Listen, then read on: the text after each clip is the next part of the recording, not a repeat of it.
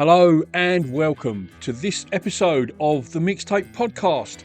This is where we take a deep dive into the inspirations and influences of my guest as I ask them to select 6 tracks for their imaginary mixtape. Track 1 is an attention grabber. Track 2 is a song they sing in the car or the shower. Track 3 is a cover version. For track 4, I'll ask them to pick a song they wish they could have played to their 18-year-old selves. Track 5 is a song they would use to woo someone.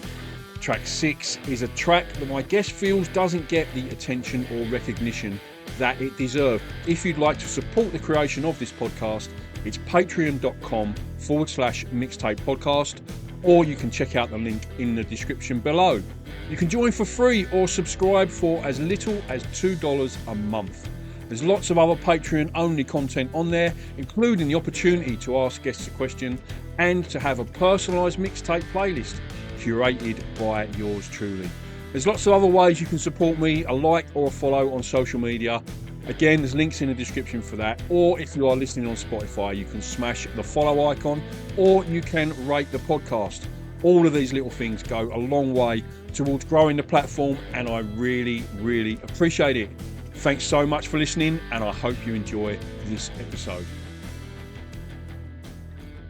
Hi, this is Luke from Psychedelic Porn Crumpets, and you're listening to Mixtape.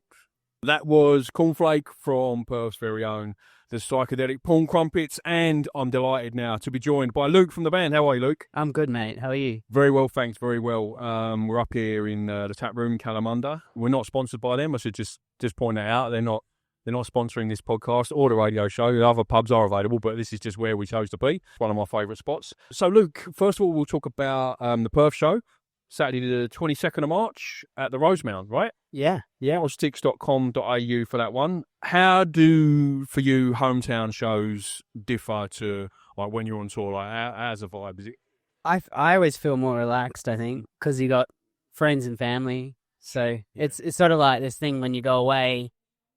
When you after the gig, when you finish, you're kind of like packing down, and you might have fans come and say hi or whatever, but it's like it's not the same as finishing a gig and hanging out with friends and family. And I guess it's definitely toned down from a few years ago when we were younger, and it was like always a kick on. Yeah. But it's just nice to see people, and it's a good way to get everyone together. I feel like I don't see everyone as much anymore. No, that's right. Yeah. The first time I saw you.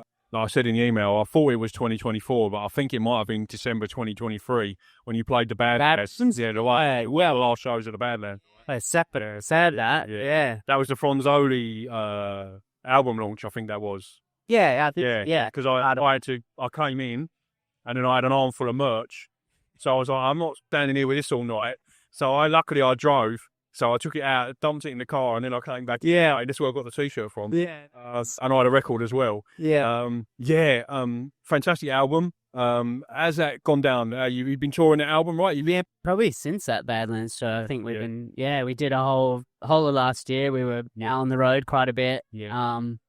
And I think it was great because it was the first album we'd done fully independently. So we didn't have our UK label and distributor. Yeah. So it was like a real test to be like, can we do this fully independent again? And we did it.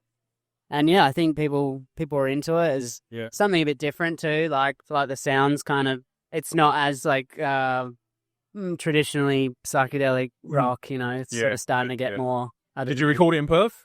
Yep. Yeah. Okay. Cool. So usually like the process hasn't changed a lot. So usually it's done sort of at home studios, and the drums are usually done at a professional studio, just because it's always like the thing you want to get right. Yeah. So we usually do that at Blackbird with Dave Parkin. Yeah. And he's really great. He knows how to get a brilliant drum sound. Yeah, sure. You've announced a massive load of tour dates. So Australian tour dates, European and UK tour dates, and American tour dates as well. Yeah. Do you want to just run through them quickly for us? Yeah. You can? So, Australian tour will be starting the 22nd of March at the Rosemount.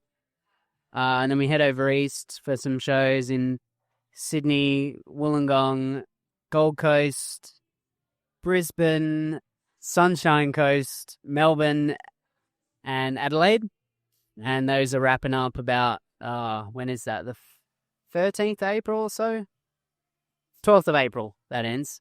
So yeah, that's coming up in March, April. And then is it UK and Europe after that, or USA first? USA first, so we're off on the 22nd April, and that's too many dates to name.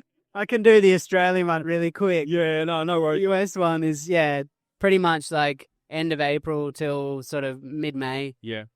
And that's sort of all over the place. Yeah. So... Of all the dates you're playing in the UK and Europe festival-wise, what's your sort of, what one are you looking forward to the most, festivals?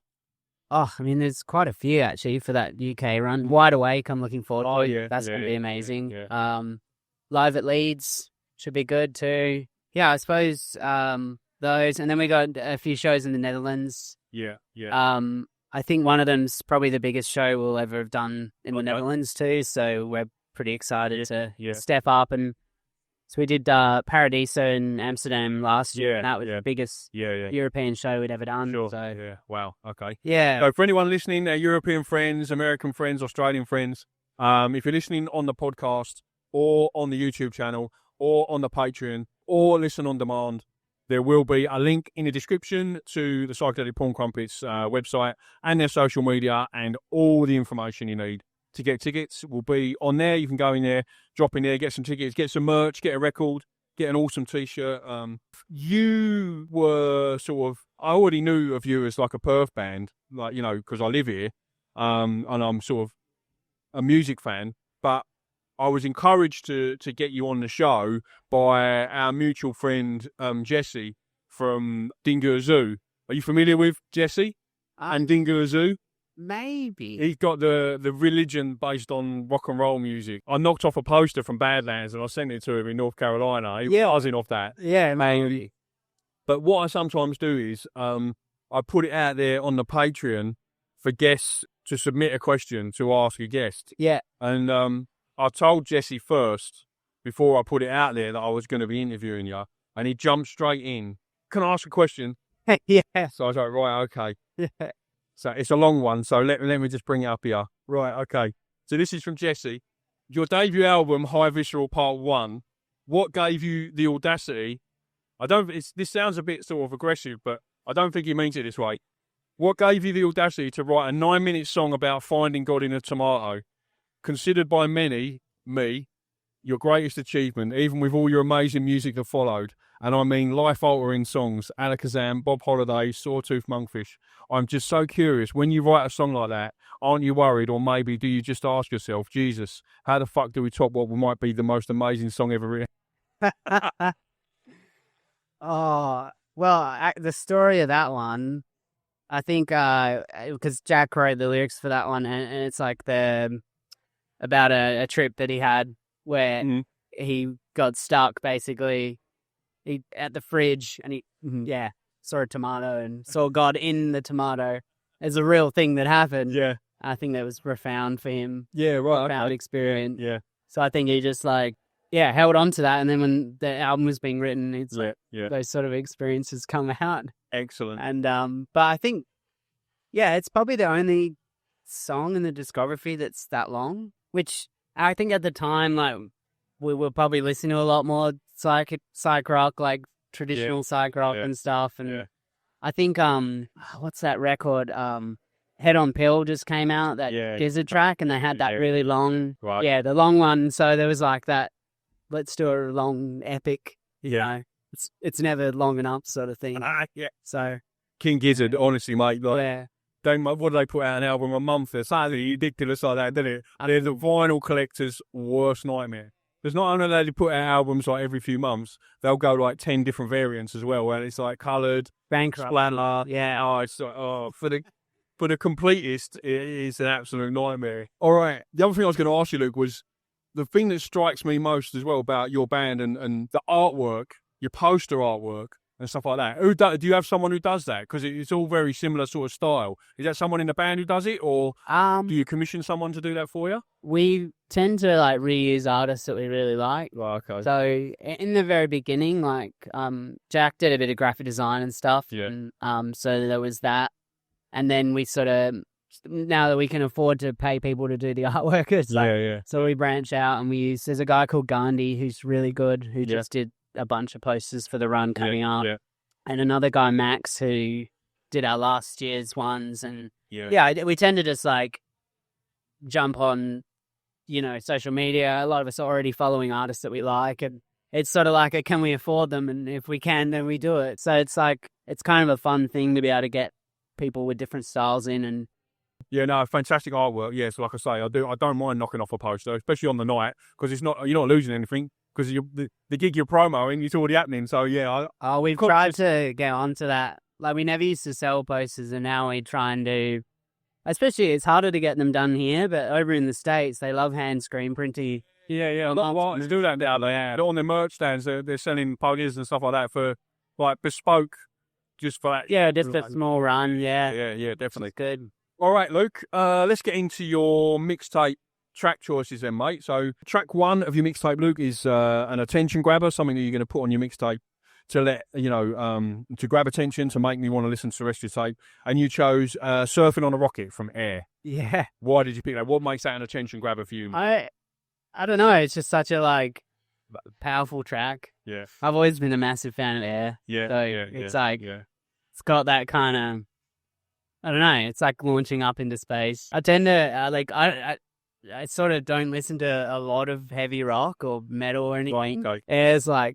Air's pretty hard hitting for me. That's the joy of the mixtape for me. Is like, I'll get someone like yourself in who's, known for a particular genre of music, but then the tracks that you pick are way outside that genre. Like, I love that. They're my favourite ones for me. I remember I spoke to, do you know L7? They're like a female grunge band from, like, Seattle grunge band. Yeah. So the singer from there, she's pretty fierce, like, and front woman of, one of the greatest all-female grunge bands like ever. Yeah. And for her track 2, song she sings in the shower, she picked ABBA. Yeah. Yeah. Take a chance on me. Oh, yeah. What? Like, it's funny, though. You sort of work within, you sort of end up being like in this thing that you're boxed into a little bit, and then but you've still grown up with all these different things. Absolutely. Right. For your track 2, Luke, song you sing in a car or a shower, you chose When You Die, MGMT. Yeah. I think that's an internal joke. Everyone in the band always listens to MGMT, right? Especially in the car. Yeah. It's always a good car one. So, like road trips and stuff like that, or do you all take turns, or how does it work? Well, we still kind of hire a van and just do shifts driving. Yeah. That's like whoever's driving is usually playing what they want. That's the rule, mate. That's the rule. Yeah. Whoever chooses. Oh yeah, I tend to be quite silent in the shower. So maybe it's more like songs I'd probably sing while I'm driving. Driving songs. Yeah. Right. Okay. Yeah. And for track 3, Luke, your cover version, you chose Hybrid Moments from Helvetia. Yeah. Tell us about that one. It's one of the guys from Duster, and he's sort of like got all these really weird, I don't know, they're like demo-y sort of tapes. Yeah. They're really cool. And obviously the Misfits one is like super heavy, and this is like a really stripped down sort of chill version of that. Yeah. I just love it.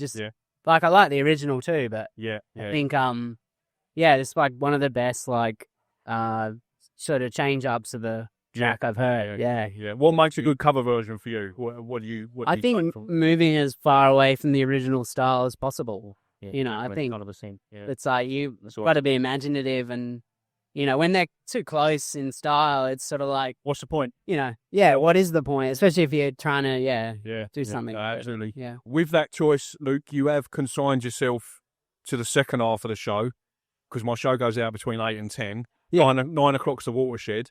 Yeah. So all sweary stuff has to go out after 9 o'clock.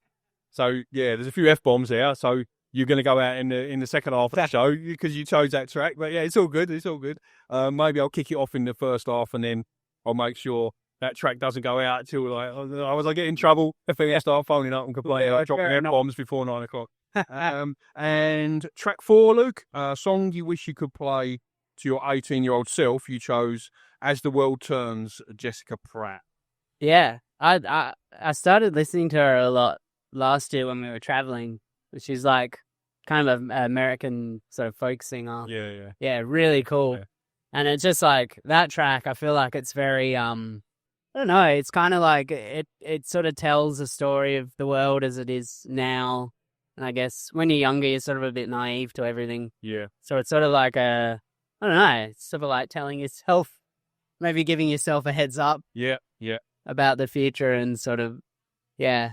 What sort of stuff were you listening to when you were 18, mate? 18. Probably a lot of hip hop, to be honest. That's all right. That's good. So outside of Hip hop, but yeah, I think, stuff like Tribe Called Quest. yeah, right. Okay.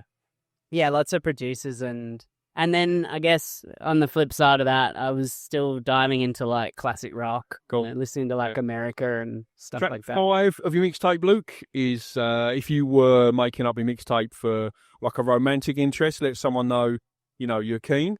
What you chose? Need You Tonight in excess. Yeah. Just because it's a banger. That's just, yeah, it is. Yeah. No, it's and we're Aussie and yeah. I was lucky enough to interview Andrew Farris for the show. Oh, wow. Amazing. That was a real highlight. Like, that was so good. And yeah, I asked him for his top 3 in excess tracks, and that wasn't one of them. I was quite surprised. But what I love about that is the three different, and you'll know this, the guitarist, the 3 different guitar parts that he's got going on in that track, like and then yeah, it's so clever. Like the way those 3 guitar parts all fit in with one another. Yeah, there's not much like that. There still hasn't been. It's just really clever. There's an amazing cover version of that on YouTube. It's only on YouTube. It's on BBC Radio 2. They have people in and they do, sort of a version-y sort of thing. Yeah. Are you familiar with Christine and the Queens? Yeah. It's just like French, English, just vocal and bass guitar. It's so good. It's so good. I'll email you a link later. Yeah. It's really good. It's like doom, doom, doom, doom. That's it. It's just the bass all the way through, singing almost a cappella. Yeah, amazing. Good, amazing voice. Really, really good. One of my favourite cover versions of all time. Yeah, cool. All right, and finally, Luke, track 6 is a song you feel is maybe a little bit underappreciated, doesn't get the attention it deserves. This is always a good one. It's what the mixtape's all about. Spreading the, new music, stuff people might not have heard before. You chose Gregorian Chants by Nolan Potter Nightmare Band. Yeah. Yeah. So we, Nolan's band, we toured with them last year across the state. Okay, cool. And they're phenomenal. Yeah. And Nolan's a phenomenal, songwriter. And I think, I guess, like, we as a band, we've sort of been following their music for years now, sort of waiting for them to pop off. And so it's sort of like, I guess we still all look at them like with so much admiration. And so it's kind of like I feel like they are underrated as a band. No, awesome choice, mate. Awesome choice. We're great. Just to round out the chat, mate, I know we talked about the tour that's coming up, and you got heaps and heaps coming up. But future plans, post the tour, anything else you got coming up? Any new recording you're going to be doing, or putting any new material out after the tour?